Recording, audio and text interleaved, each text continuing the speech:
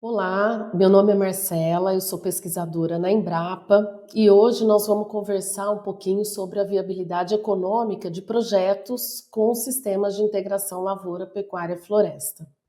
A gente costuma receber muito frequentemente a pergunta: vale a pena financeiramente investir em sistemas de integração? Essa é uma pergunta recorrente. Para isso, a gente vai falar de alguns conceitos importantes para tomar essa decisão. Vamos fazer um exercício sobre o ILPF e vou trazer para vocês alguma informação sobre crédito rural.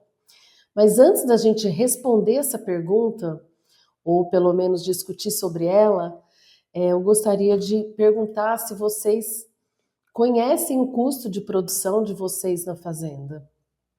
Vocês têm o hábito de fazer anotação sobre o que gasta e o que entra de recurso, o que entra de receita na fazenda? É muito importante a gente fazer essas anotações para a gente conseguir fazer um bom planejamento, a gente fazer as medições na fazenda e tomar decisões mais assertivas. E para poder conhecer qual que é o custo, quanto custa vender 1 litro de leite, quanto custa o meu boi, quanto custa a minha produção de grãos. É importante ter essas informações para daí a gente pensar em adotar novas tecnologias, novos sistemas de produção na fazenda. Primeiro, conhecer o nosso negócio. E para isso, para quem ainda não faz nenhum tipo de anotação, eu trago aqui um exemplo bastante simples de como pode ser feito. Isso aqui pode ser feito numa planilha de Excel ou mesmo algum outro software que exista pronto. Então, na pecuária, você anotar o quanto que você gasta, mão de obra, corretivo, fertilizante de pastos, suplementação alimentar dos animais, vacina, vermífugo, compra de animais que foram feitas. Então, de forma geral, a gente anota a quantidade, o preço de cada item e o preço total, né? Então, fazer essa anotação. E aí, o hábito de cada um, seja diariamente, uma vez por semana, mas de uma forma que eu tenha, ao longo do tempo, a informação de quanto custa o meu produto.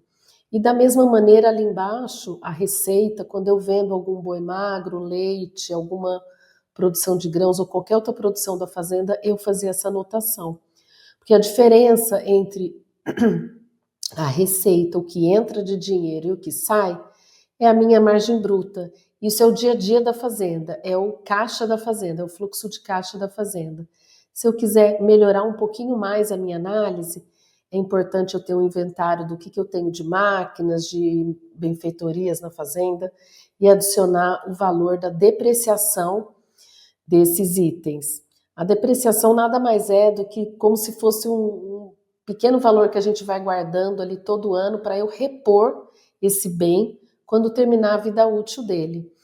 Então, para que eu tenha um pouquinho uma ideia melhor da longevidade do meu negócio, seria adicionar nessa conta que eu estou trazendo para vocês um exemplo aqui de uma planilha, adicionar o valor da depreciação dos bens e a remuneração do capital.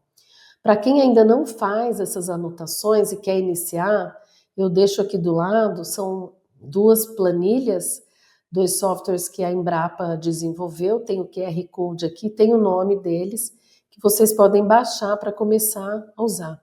É bastante simples, é para iniciar essa parte de anotação. E do mesmo jeito que vocês estão vendo aqui a anotação, da gente anotar o quanto, a quantidade dos itens que a gente gasta, o que a gente vende e o preço, agora eu vou passar para dizer para vocês que é importante isso, a gente fazer essas anotações ao longo do tempo. E aqui eu vou falar de um fluxo de caixa. Aqui a ideia, esse exemplo que tem aqui, essa tabela, é um exemplo de um fluxo de caixa simplificado, né, onde eu tenho ali as entradas do meu caixa, que é aquilo que eu vendi, e eu tenho as saídas, é tudo que eu gastei para essa atividade minha. No final eu tenho ali um fluxo de caixa simples. Para eu fazer análise, voltando agora àquela nossa pergunta, vale a pena eu investir ou adotar um sistema de integração? Para eu saber disso, eu vou fazer uma projeção. Aí eu vou pensar nesse fluxo de caixa para frente, ao longo dos anos. Vou fazer uma projeção de tudo que eu vou para adotar um sistema de integração, tudo que eu vou gastar e tudo que eu vou receber ao longo dos anos. De uma forma geral, o ano zero é o ano que a gente mais faz os investimentos, a gente gasta ali com cerca, com coxo, a compra de algum maquinário, curral que eu não tenha, tudo é feito no ano zero. E nos anos seguintes vem as minhas entradas e saídas do caixa.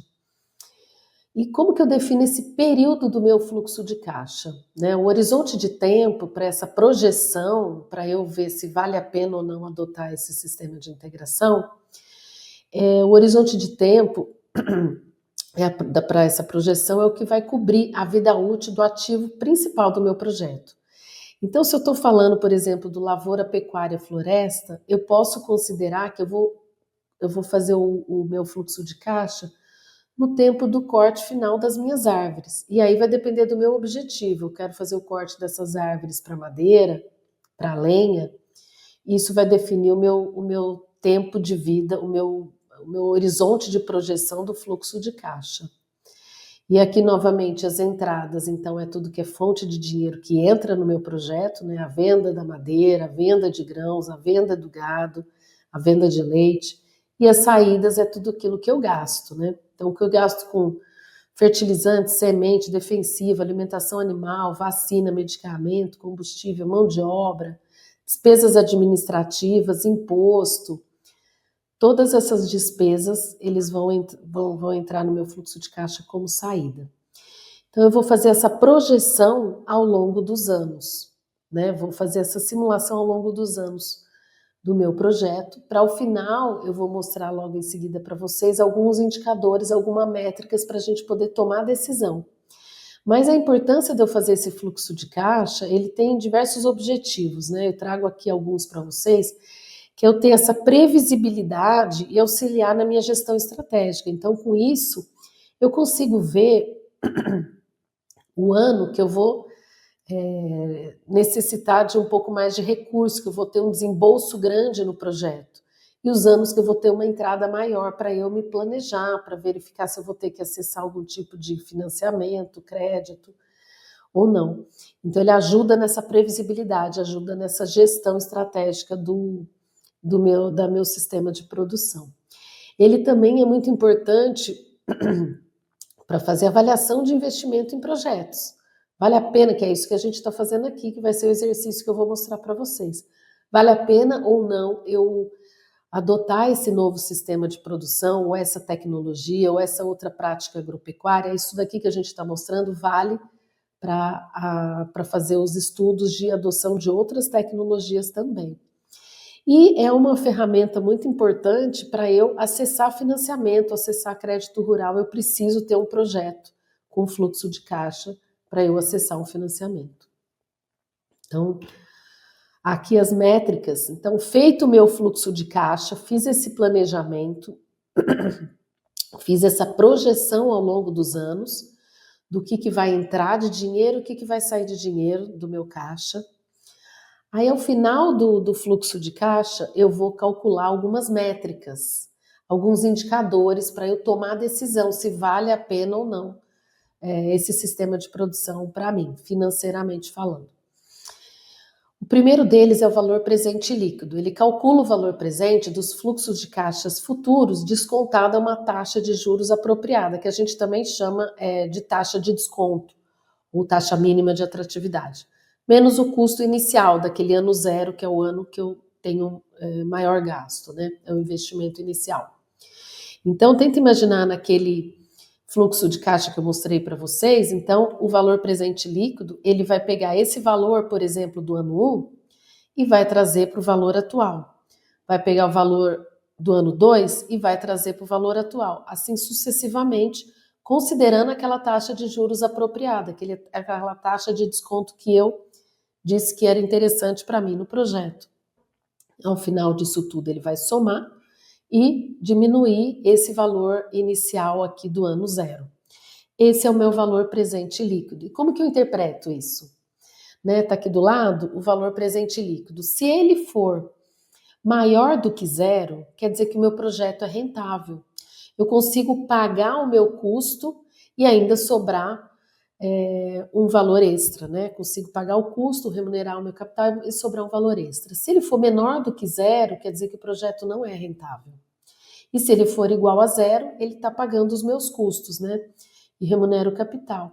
Aí a decisão pode depender de outras questões que não sejam financeiras. Um segundo indicador, que é a taxa interna de retorno, é a taxa que faz com que o valor presente de todos os fluxos de caixa do projeto se iguala a zero. Tenta imaginar, tenta pensar na taxa interna de retorno como a rentabilidade do meu projeto, a taxa de rentabilidade do meu projeto. Então, essa taxa interna de retorno, se ela for maior do que a taxa mínima de atratividade, que é aquela taxa de juros apropriada que eu defini para o meu projeto, se ela for maior que isso, quer dizer que é viável o meu projeto financeiramente. Se ela for menor, quer dizer que ele não é atrativo para mim. E se for igual, é indiferente. Novamente, aqui a decisão você pode considerar outros fatores que não os financeiros. E por fim, o payback, que ele vai mostrar quanto tempo que leva para eu recuperar aquele valor investido no projeto. E a gente tem o payback simples e o payback descontado, que a gente chama, que a gente considera, ao longo do tempo, essa taxa de juros apropriada aqui que eu comentei com vocês. É muito importante, na hora de tomar decisão sobre a adoção de um investimento, de um novo projeto na fazenda, eu fazer uma análise conjunto desses indicadores, eu não olhar, não tomar a decisão olhando individualmente um único indicador, mas eu fazer um olhar conjunto, né? Porque às vezes um pode estar um pouco mais baixo, a minha taxa interna está um pouco mais baixa do que a taxa mínima de atratividade, mas ainda o valor presente líquido está positivo e eu posso tomar alguma decisão em cima disso. Então é importante eu fazer essa avaliação conjunta. Vamos agora para o nosso exercício.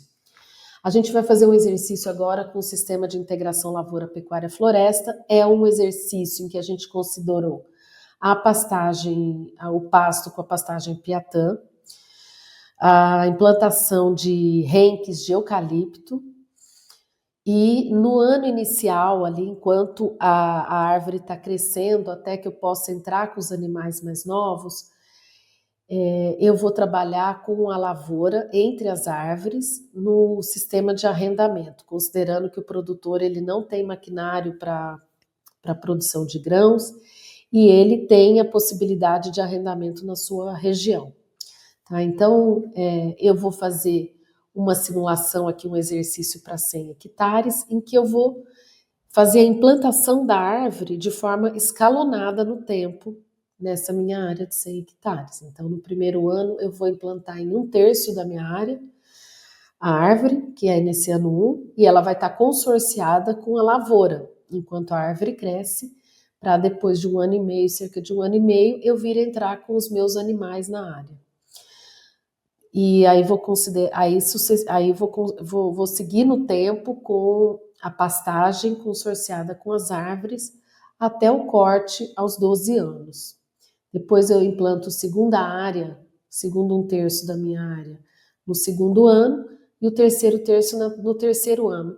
E no final eu tenho esse corte escalonado das árvores também. Aí, para esse desenho, nós consideramos essas características do sistema de integração. Então, uma área de 100 hectares, eu trabalhei com a fase de engorda da pecuária, uma taxa de lotação de 2 UA por hectare, um ganho de peso médio entre águas e secas de 450 gramas por cabeça por dia. Os animais, eles foram suplementados nas águas com sal mineral e na seca com proteinado. O manejo do pasto, depois que eu fiz a implantação das árvores, foi um manejo rotacionado e ao longo dos anos, depois da lavoura, eu fiz uma manutenção dos pastos com nitrogênio, com aplicação de nitrogênio e potássio nas águas, e a cada 3 anos o calcário com o fósforo na minha pastagem. A produção dos animais, né, e a diferença aqui entre do que eu comprei, os animais para engorda e do que saiu, eu tive um ganho de 15,33 arrobas por hectare ano. Na lavoura, naqueles anos iniciais para arrendamento, como eu comentei com vocês, eu recebi 15 sacas por hectare. E a produção das árvores, eu comecei com as árvores com uma densidade de 333 árvores por hectare. Essas árvores, elas receberam um desbaste, foram o primeiro corte aos 5 anos, o segundo corte aos 8 anos e o corte final aos 12 anos. E aqui está a produção de madeira em metros cúbicos ao longo desses 3 cortes. Essa é a característica do meu sistema de produção. Com base nisso, eu fiz aquele planejamento e o fluxo de caixa ao longo dos anos, como eu mostrei para vocês lá no início. Então, todos os anos, a gente definiu o quanto que ia gastar de mão de obra, suplementação alimentar, de vacina, de vermifugação, compra de animais, para a parte de árvores também. Todos os gastos foram elencados para cada ano. E em todos os anos também, qual que era a receita, o que estava entrando de recurso no meu sistema de produção. Isso foi feito do ano 0, que foi o ano que a gente fez o grande investimento ali com cerca, com bebedouro, com coxo, maquinário e curral, e fiz o meu fluxo de caixa para 14 anos, considerando que eu fiz a implantação escalonada em 3 etapas das árvores. E aí o resultado, de uma forma bastante resumida, né? Aqui eu tenho esse fluxo de caixa ao longo dos anos, né? Então, o que foi de venda de animais, o arrendamento que eu recebi nos anos iniciais, a venda de madeira, que começou o corte aos 5 anos e foi feito escalonado até o 12º ano da árvore.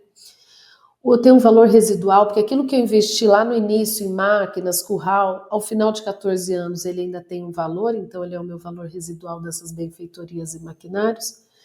E depois o que eu gastei, né? São as saídas. E aqui também está resumido a minha parte de investimento e depois de manutenção que eu tenho ao longo do tempo. Os meus gastos com a pecuária, todos os insumos da pecuária estão aqui elencados, desde a compra dos animais para engorda, com suplementação, parte de medicação e com as árvores a implantação também. Eu ainda tenho outras despesas aí no sistema de produção, que eles estão agrupadas aqui, despesas administrativas, despesas de manutenção, gastos com combustível está aqui também, e a questão de mão de obra. E por fim eu tenho saldo ali, o meu fluxo de caixa antes do imposto de renda. Depois a gente calculou aí o imposto de renda e eu tenho o meu fluxo de caixa final, que eu vou fazer calcular os indicadores, as métricas que eu conversei com vocês. Ao longo do tempo, esse é um gráfico que mostra como que ficaria esse exercício que eu fiz, né? Esse exercício do meu fluxo de caixa. Então a gente vê que a gente tem um investimento mais alto, desembolso de dinheiro aqui no ano 0, bastante elevado, e ao longo do tempo eu começo a ter a receita do meu projeto, né, que estão aqui ao longo dos anos. Então dá para ver que a partir do ano 5 eu começo a ter o corte das árvores, que me ajuda bastante aí no caixa do sistema de integração, a partir do segundo corte no ano 8, 9, 10, escalonado no tempo, e o corte final no 12º ano. Esse é a linha do tempo do meu fluxo de caixa. E aqui ajuda eu ter aquela ideia, lembra que eu comentei com vocês da previsibilidade, para ver quando é que eu vou ter um gasto maior, quando é que eu vou ter as receitas, como vai estar flutuando no tempo as minhas receitas. Então dá para eu ter uma ideia aqui, para eu tomar decisão também. E aqui o resultado. Então nós usamos uma taxa de desconto de 10%, que é próxima a taxa de juros real no Brasil hoje, considerando a taxa Selic e a inflação. Então, por isso eu usei próximo aí os 10% para arredondar a conta. E os preços do meu fluxo de caixa, que foi projetado, foram preços para a safra 2024-25, preços de São Paulo. Então, eu planejei a venda dos meus animais ali final de abril, começo de maio, que eu estava com esse valor de arroba de boi, né? Então, projetei todos os anos a saída nessa época. Considerando os preços 24 e 25, a minha taxa interna de retorno do sistema de integração deu 17%. E o meu valor presente líquido para os 100 hectares de R$ 573 mil. E o payback descontado aqui de 9 anos e meio. Então, todos os meus indicadores aqui estão ok para aceitação do projeto. Aí, a partir do momento que eu defini o meu fluxo de caixa e os preços, eu também posso criar cenários em cima disso. Porque eu posso perguntar, mas e se o preço do boi cair? Se o preço da madeira cair? Se eu mudar algum fator no meu sistema de produção, o que vai acontecer com o meu resultado? Então, aqui, por exemplo, o valor da arroba do boi, agora, quando a gente está fazendo essa gravação, início de julho, ela já estava 310 reais por arroba, aqui estado de São Paulo. Então, por exemplo, se eu já considerasse a venda 310, atrasasse um pouco a venda dos meus animais, eu teria uma taxa interna de retorno de cerca de 14%. E o VPL de 318 mil e aumenta um pouquinho o meu payback.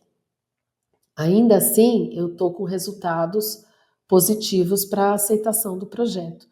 Mas isso aí cada um pode fazer a sua simulação, pode fazer a sua mudança no sistema de integração. O que eu quis trazer para vocês é a importância da gente poder fazer a anotação inicialmente, conhecer o sistema de produção que existe na fazenda, conhecer o custo de produção, para depois pensar num novo projeto.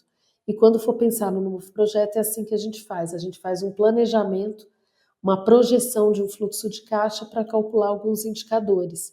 E aí vocês podem fazer também a projeção da fazenda de vocês, para fazer um comparativo com o novo projeto, por exemplo, nesse caso, que é um sistema de integração, né? E essa é um exercício que a gente fez. Cada um pode mudar, o sistema de integração de cada um pode ser diferente e o fluxo de caixa, consequentemente, vai ser diferente também. Né? Agora eu queria falar para vocês, como eu disse, o fluxo de caixa de um novo projeto, ele é feito para previsibilidade, para eu tomar decisão se eu adoto ou não, e também para eu acessar crédito rural, para eu acessar linhas de financiamento. Né? E eu não sei se vocês sabem, mas existem linhas de crédito específicas para práticas que visam reduzir as emissões de gases de efeito estufa. E o sistema de integração é uma dessas práticas. Então, de uma forma bastante resumida aqui, o Brasil, ele é signatário, voluntário, de compromissos estabelecidos nas COPs, né? Então, em 2009, na COP 15, o Brasil assumiu alguns compromissos de redução de emissões de gases de efeito estufa. Depois, esses compromissos eles foram revisados, né? E em 2022 a gente teve uma última revisão, que a gente tem uma nova meta até 2030. Mas o fato é que lá em 2009, esse primeiro compromisso que foi feito na COP30, ele estimulou o estabelecimento da nossa política nacional sobre mudança do clima que a gente tem no Brasil.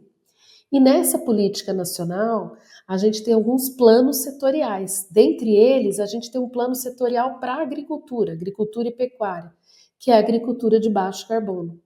Nesse plano setorial, a gente tem algumas diretrizes que vão definir ações aí para a gente alcançar aquelas metas brasileiras de redução de emissões de gases de efeito estufa. Dentre essas diretrizes, eu marquei em verde aqui aquelas que a Embrapa tem atuado fortemente, não que não estejam em algumas outras, mas nessas prioritariamente. Então, na parte de pesquisa, desenvolvimento e inovação, a Embrapa tem portfólios de pesquisas em sistemas de integração e outras práticas que visam também a redução das emissões de gás de efeito estufa, diversas parcerias para transferência de tecnologia, e nessas diretrizes a gente tem ainda uma diretriz específica que é crédito rural, que é um estímulo, né, um incentivo para a adoção dessas práticas para que o Brasil alcance aquelas metas estabelecidas